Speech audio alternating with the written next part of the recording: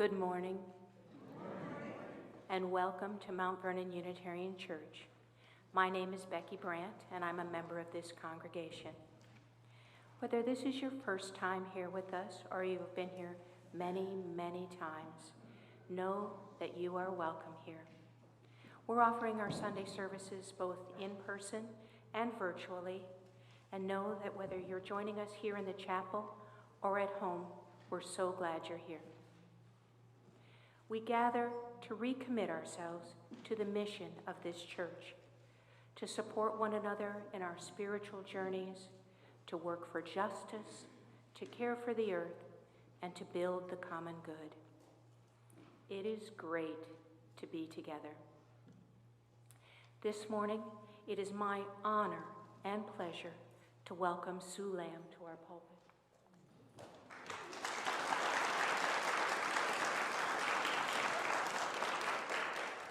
Sue has been a member of MVUC for 10 years. She and her husband, Howard, who died in 2017, led the congregation in a visioning process that resulted in the first version of our vision and values statement and co-facilitated the board's annual retreats as well as other church programs for almost a decade. She has served as the chair of the Leadership Development Team, participated on 2 MVUC intern minister committees, chairing one of them, and recently served on the church's nominating committee. Over the years, she has offered 3 6-session anti-racist dialogue sessions that have been attended by about 60 people. She's also offered various adult RE workshops in conflict management and interpersonal communications, and she's a joyful member of our choir. Professionally, Sue worked as an organization development consultant with over 350 organizations nationally and internationally for most part of her career. Although her earliest work, she served as a teacher, a counselor, and a coordinator of an innovative GED program for dropouts from the Arlington school system. She was also a school-based juvenile court probation officer. It is with a grateful heart that I welcome Sue to our pulpit this morning. In addition, yes.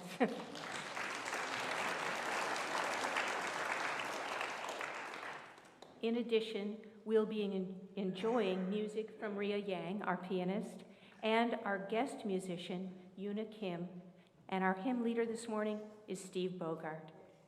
Welcome all. Now, let us turn our hearts and minds to worship.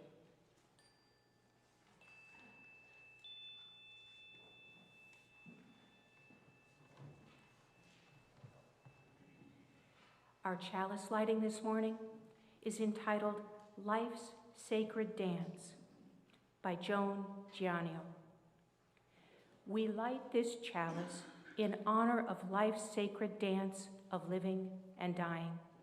May its flame remind us of those who have passed to us fragments of holiness. May it remind us that we too are participants in the dance. Please rise in body or spirit and join in the singing of our opening hymn, number 306, Sing of Living, Sing of Dying.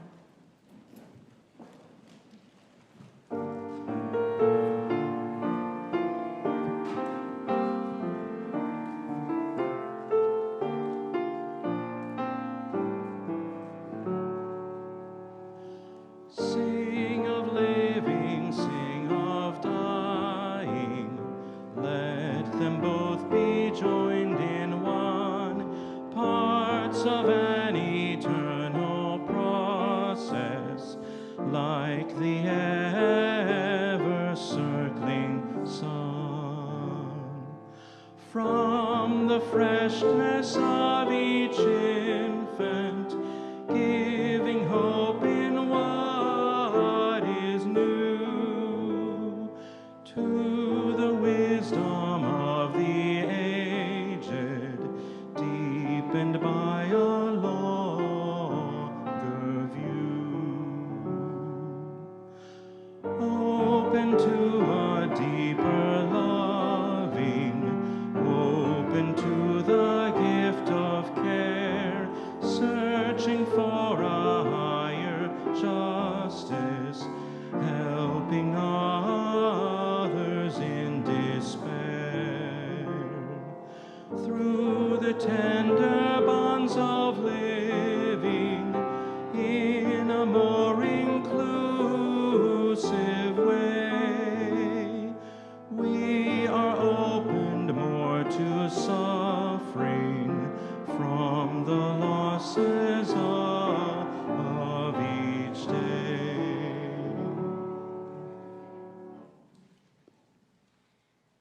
Please remain standing as we unite our voices in the covenant of this community. Love is the teaching of this church. The quest of truth is its daily task, and service is its prayer. To dwell together in peace, to seek knowledge and freedom, to serve life in community, to the end that all souls shall grow in harmony. This is our covenant with each and with all.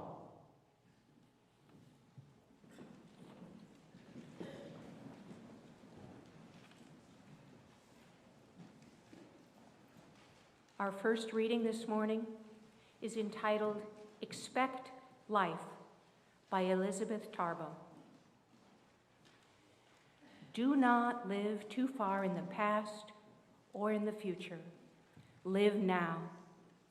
In each moment, expect a miracle.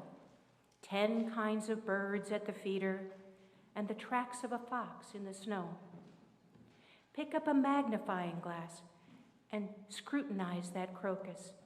See the pollen at the center of the daffodil, life's dust, death-defying life. Be astonished at the flower, arrested by its beauty. Run naked through the garden early in the morning and hope the wild geese fly by. Get silly and laugh loudly with your grandchildren or your grandparents.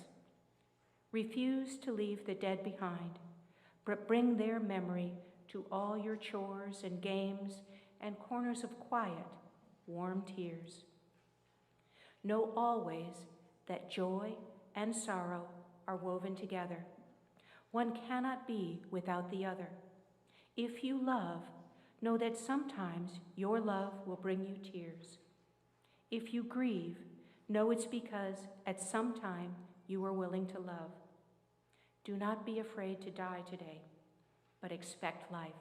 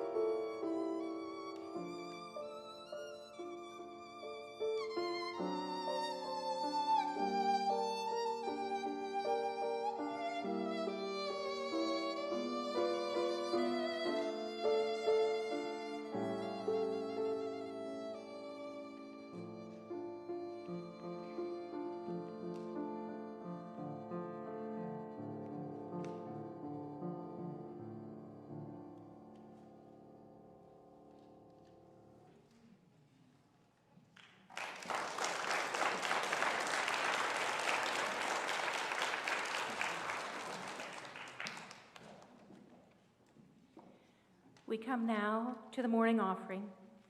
At this time, MVUC asks each of us to show our spiritual and material generosity. Each week we share the plate with a charitable organization that you, our members, have chosen. This week's offering is shared with United Community. United Community was founded in 1969 and has grown from a small grassroots effort to what is now the leading human services nonprofit agency in southeastern Fairfax County. I invite you to contribute whatever you're most comfortable with to United Community and to this church. If you'd like to write a check for the offering, please make it to MVUC, and in the memo line, indicate what it's for. You can also go directly to our website to donate. We are grateful for your donation. During the offering, you're welcome to come forward in silence to light a candle of joy or sorrow. Now will the ushers please come forward for the morning offering.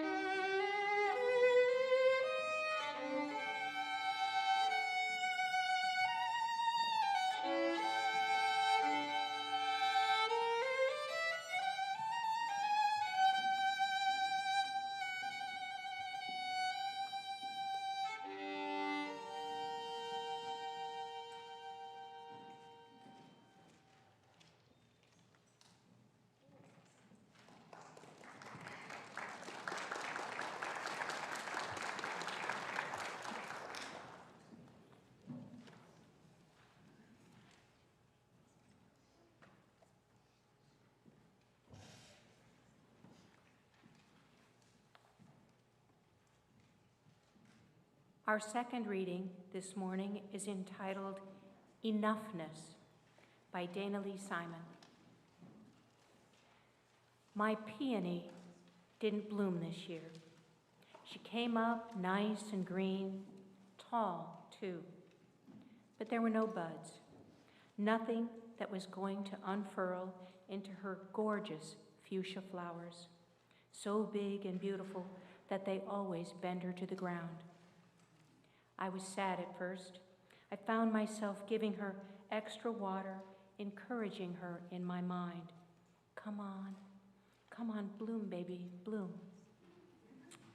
Then a little exasperation snuck in. Come on. Flowering is the whole point, isn't it? Next, compassion. Yes, compassion for a plant. It's okay if you don't bloom this year. Take a break. I don't think you got enough water last summer. I guess there's a lot going on in the root level that I don't know about. Finally, love, shown by long drinks of water beyond what our sprinkling system gives, offered through a simple honoring of her enoughness in all her green beauty. I'm so happy you're here at all. 2 years into my cancer diagnosis, my peony is a powerful metaphor mirroring the places this journey has taken me, showing me what I've already lived through, reminding me of my own fallow time that I'm happy to say feels more like a memory than a reality. There was the sadness, and sometimes still is, sadness and exasperation about all that cancer took from me, about all the ways I could no longer show up the way I used to show up, sadness and exasperation about how my outward appearance has changed, about how tired it made me, and how so many things that I never thought of twice now seem like so much work. Self-compassion was one of the best gifts I gave myself in my journey, offered right on time to allow me to receive the help and support I needed, helping me soften and allow a new normal.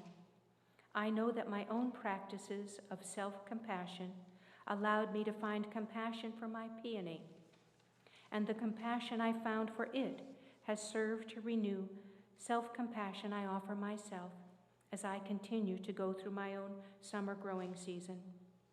Now, love flows to myself, to my peony, and out beyond my own backyard too, just as it's designed to do.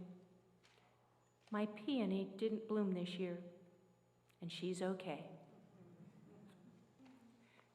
Please remain seated and sing our hymn, our meditative hymn, number 123, Spirit of Life. Let's do this 2 times through. It's short.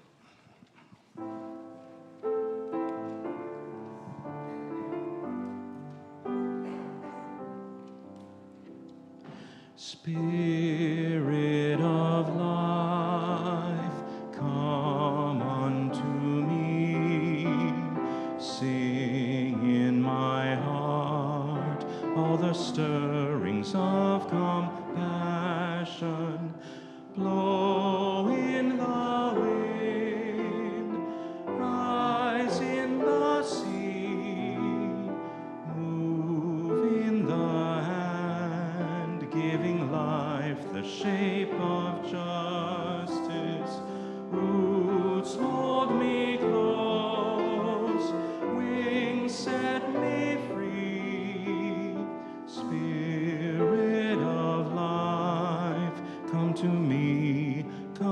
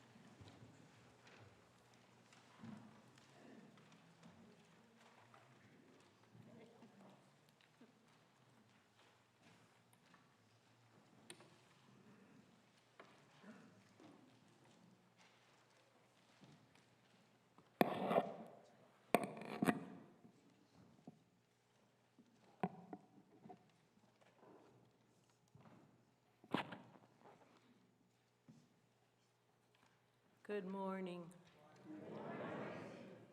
I can't tell you how touched I am to see so many of you here. Thank you. And thank you to all of those I know who are watching remotely as well. It feels pretty wonderful to be so accompanied on this journey. I also want to thank Becky because I've learned how to keep my boundaries. And one of the things I said when they said, well, will you take care of the other parts of the service, was no.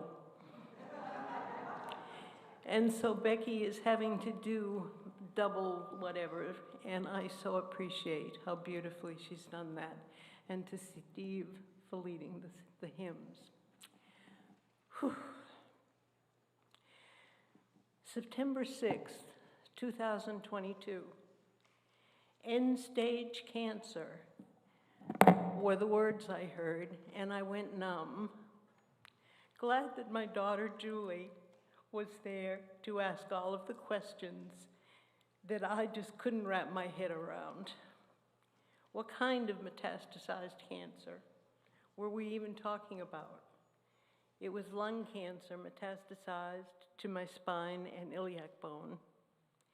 How long did I have to live? 6 months to 1 year, they said. What treatment options were available to me? There were no targeted immunotherapies unless I wanted to undergo non-targeted chemo. So there were no other treatments. I was literally told, go home and live my life as best I could.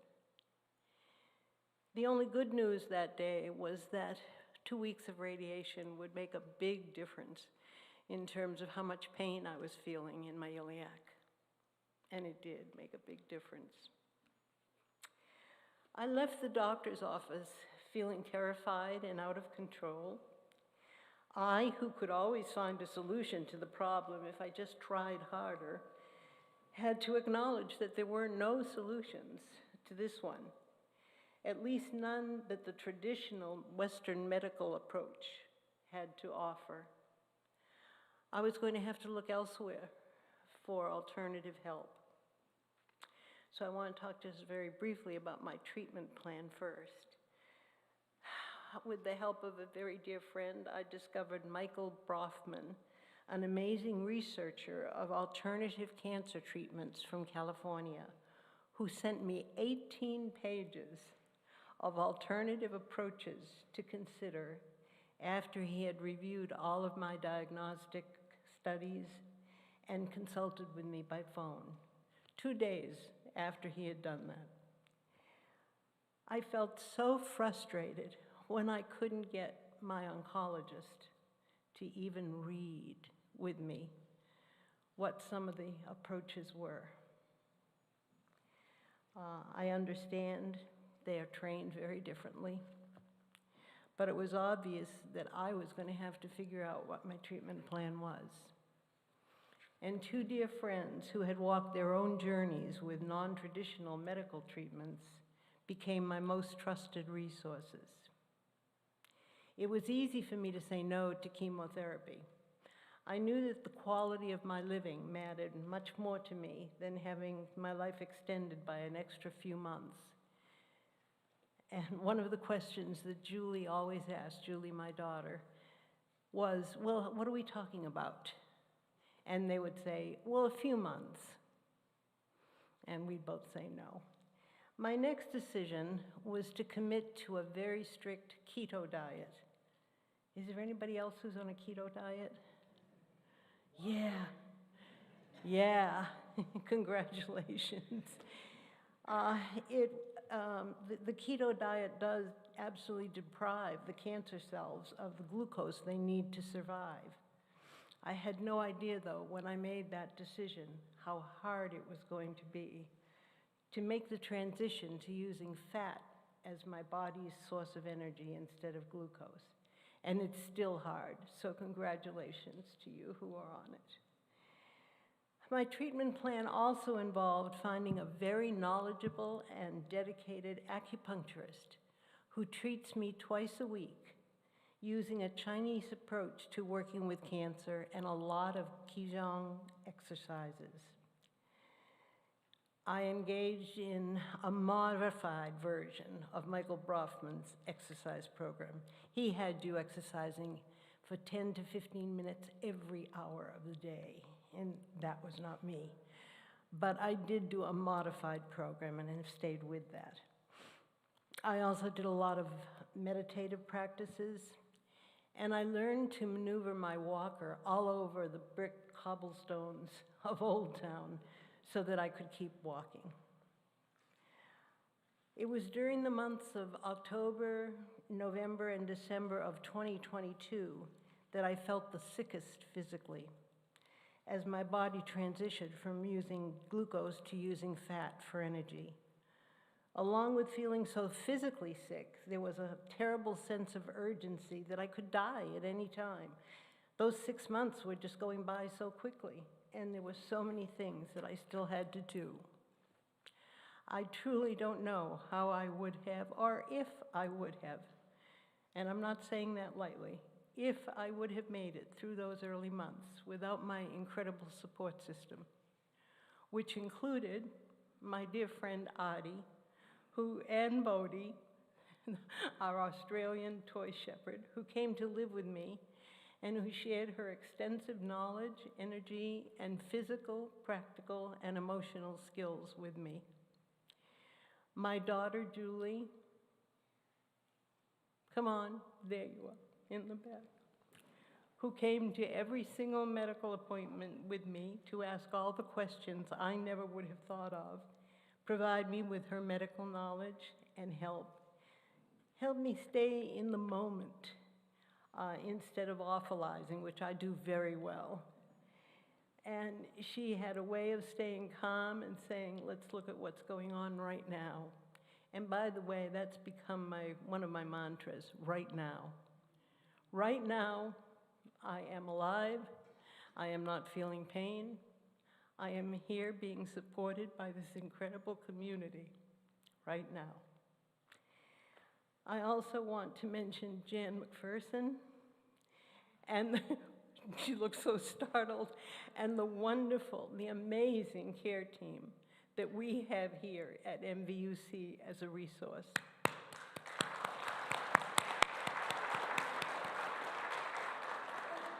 And one of the things that got left out of my introduction was that I'm also a joyful participant of the MVUC Book Club. And some of my bookies are here today. They were always available for rides and entertainment and visits, and also several of my neighbors, two of whom are also here today, Donna and Mike, who have been so supportive. In addition, I found a wonderful therapist who has ministered to many people with cancer. With her insights and wisdom, her sense of humor, and her willingness to work with me and my out-of-the-box spirituality and psychology, I knew Jane could serve as my trusted and caring safety valve, holding my fears and my grief for me apart from the close circle of family and friends who were going through their own emotional journeys. The next section I entitled, I Will Not Be a Victim.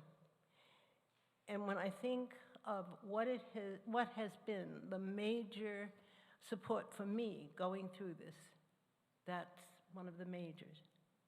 I will not be a victim.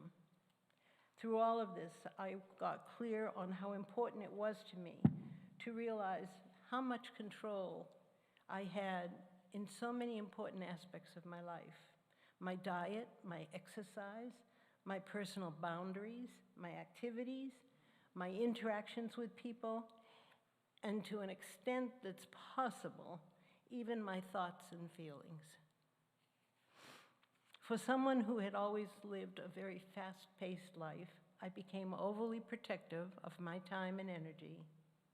In 1 week, this was 2022, I removed myself from almost all of the leadership positions and activities I had been involved with, both here at the church and in my professional association, NTL Institute for Applied Behavioral Sciences.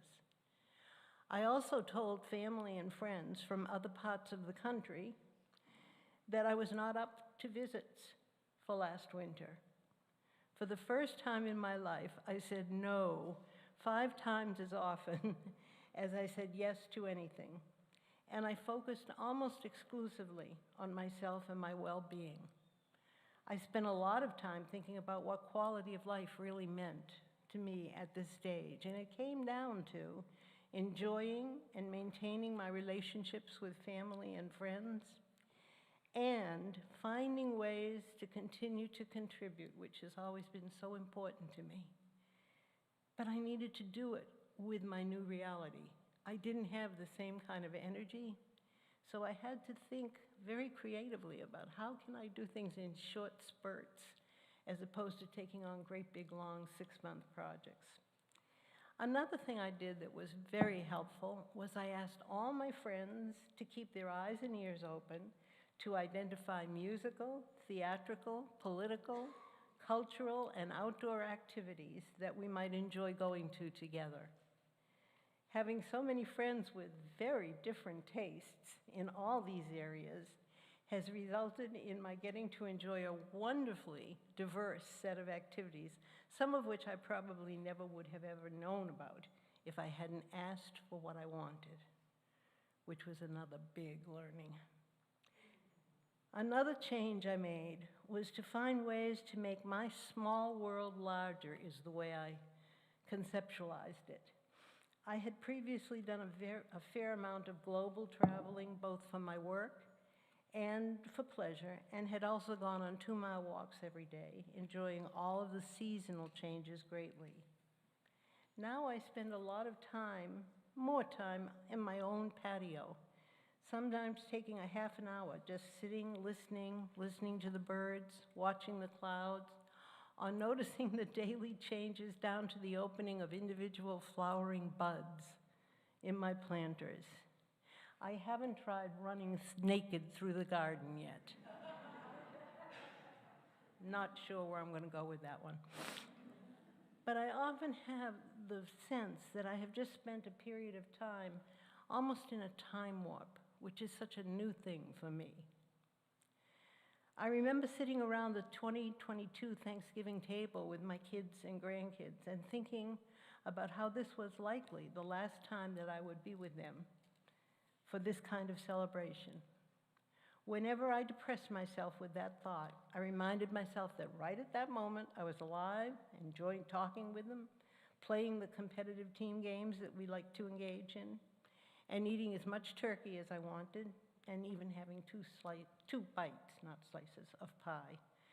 I was aware, too, that I was much more relaxed now that I was no longer dealing with all the expectations that I had carried around for so many years about how the holidays should go, how things should be with the family, and with my 4 grandkids.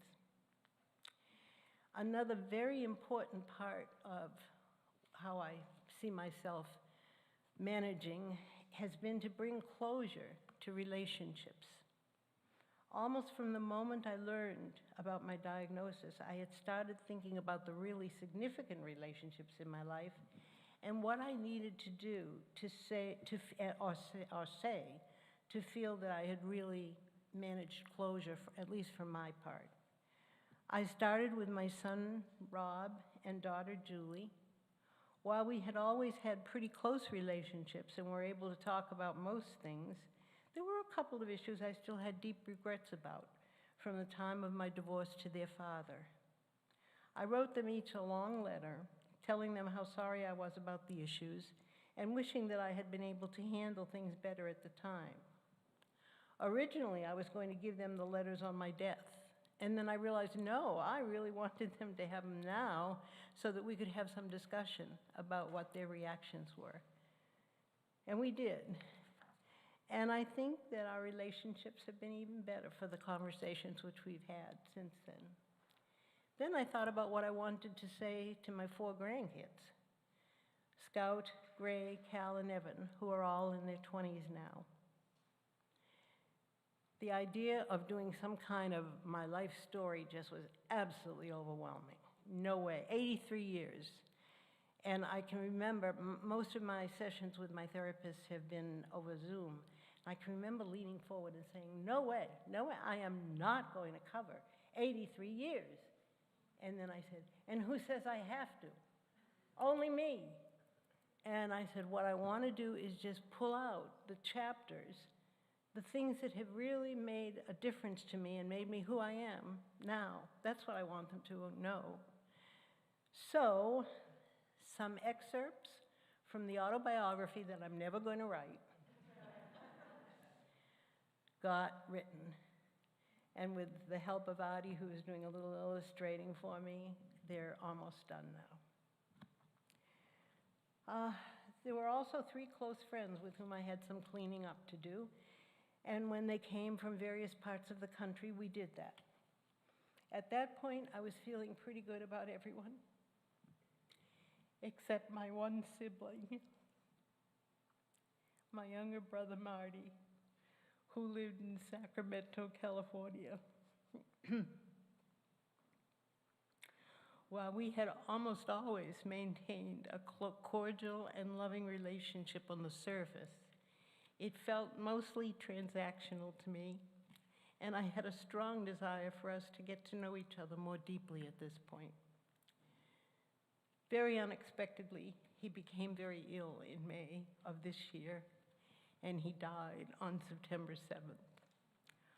On his good days, we talked to some degree, but we were never able to connect in the way that I had hoped. During the last few weeks of his life, the most I was able to do on most days was to have the nurse just hold the phone up to him so that I could tell him I loved him.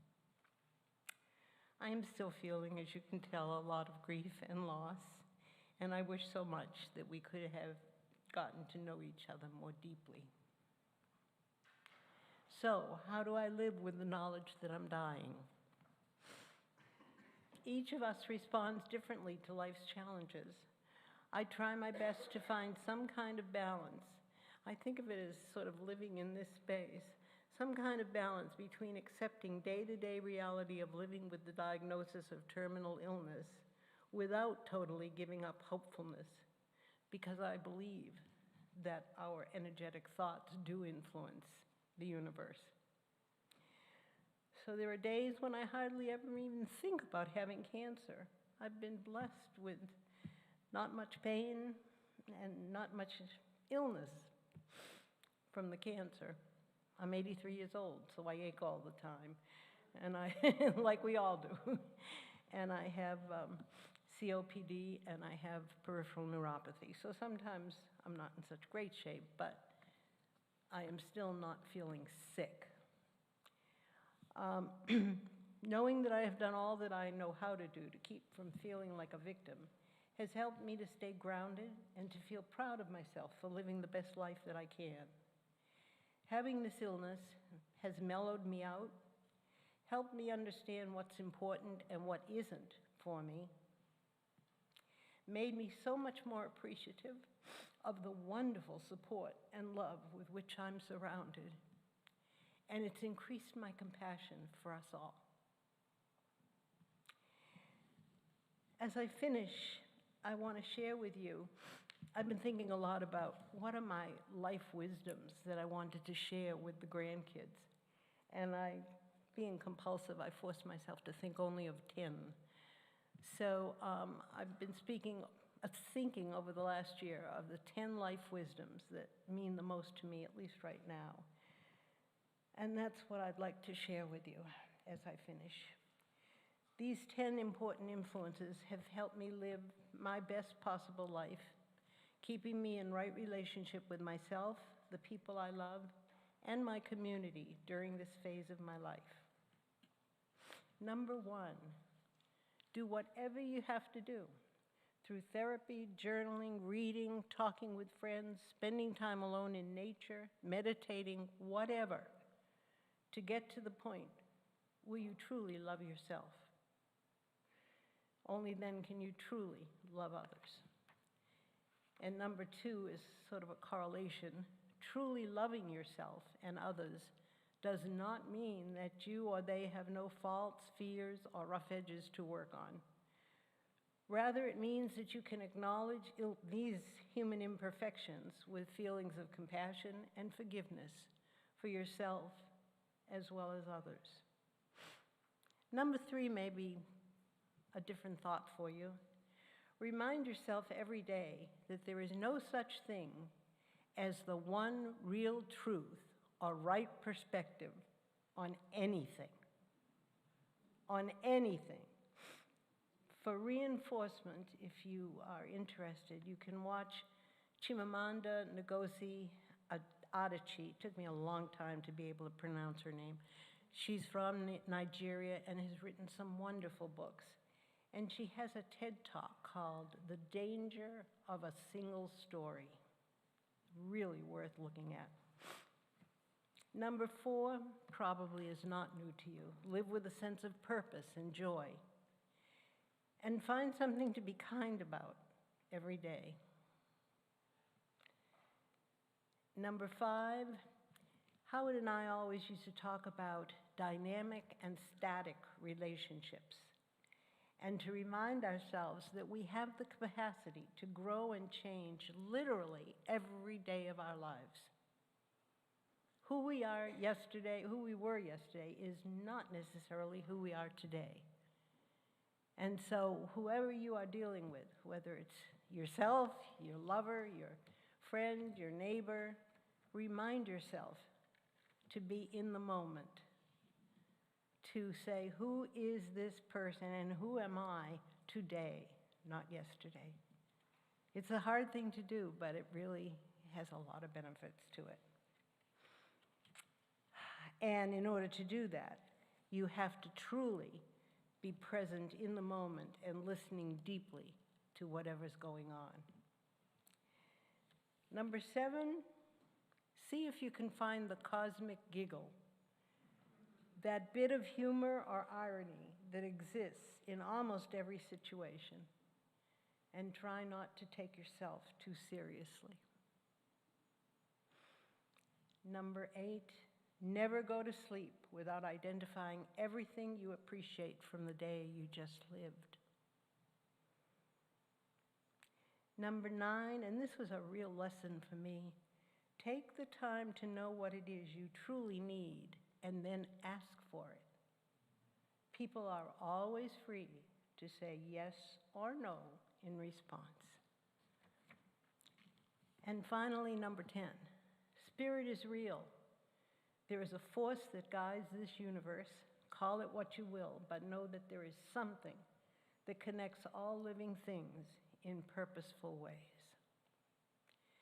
September 26, 2023 was the 1-year anniversary since I had been told I had 6 to 12 months to live. Every few months I have had a PET scan or a series of CT scans and a visit with my very traditional oncologist, who said the last time, Julie, "Wow, this is a surprisingly positive report."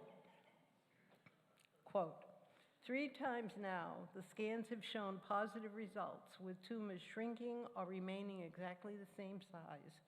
Only 2 very small new tumors forming, which were quickly zapped away with radiation, and a decrease in cancer cell uptake activity." I had no idea what that was, but how I define it for myself, it's the cancer cells slurping the glucose and replicating themselves.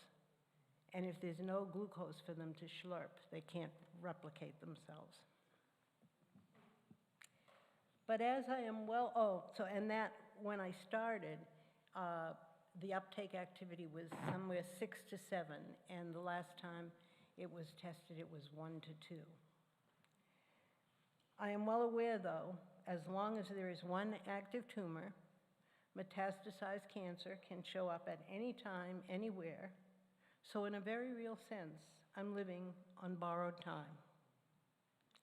The reality is that all of us are right now living as we die. It's just that some of us might have a more definitive sense of when that might be. And then again, maybe we don't. As we welcome 2024 into our lives, I invite each of you to consider the questions and the life wisdoms that make sense to you as you live each precious day of this new year.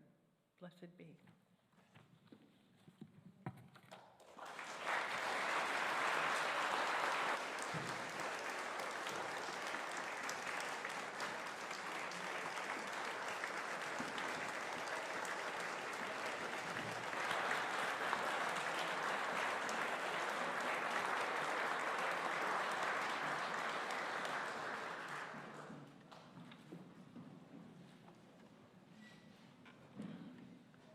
Please rise in body or spirit for our closing hymn, Blue Boat Home. It's in the Teal Hymnal, 1064.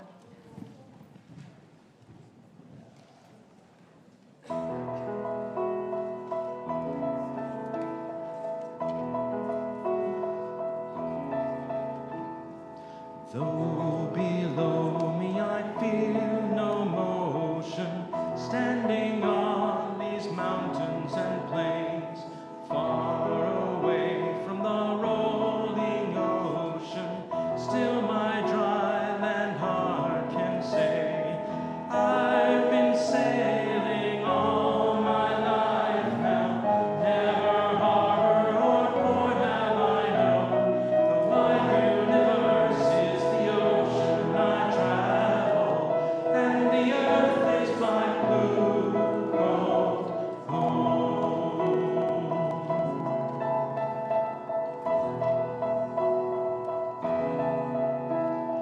Sun, my sail, and moon, my rudder, as I ply the starry sea, leaning over the edge in wonder, casting questions into the deep, drifting here with my ship's companions, all we kindred pilgrim souls, making our way by the lights of the heavens in our beautiful blue boat home.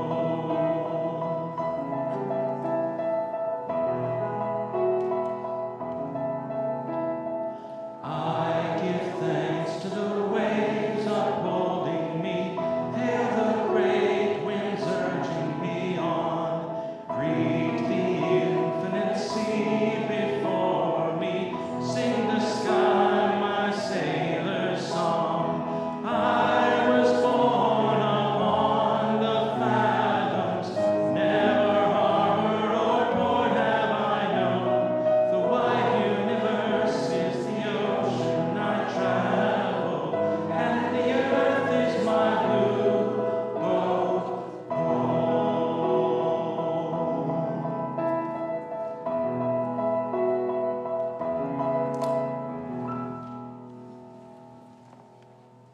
Please join me with the words that we use to extinguish our chalice.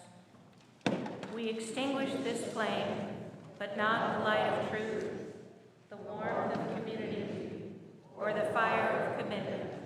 These we carry in our hearts until we are together again. One moment.